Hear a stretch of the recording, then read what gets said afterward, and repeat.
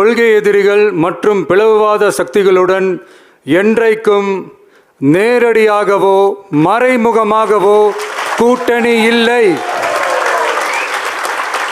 அறிஞர் அண்ணாவை அவதூறுக்கு உள்ளாக்கியோ அல்லது தமிழ்நாட்டின் மதிப்பிற்குரிய தலைவர்களை வைத்தோ அரசியல் செய்ய நினைத்தால் அதில் பாஜக ஒருபோதும் வெற்றி பெறவே இயலாது. சுயநல அரசியல் லாபங்களுக்காக பாஜகவுடன் கூடி குழைந்து கூட்டணி போக திமுகவோ அதிமுகவோ இல்லை.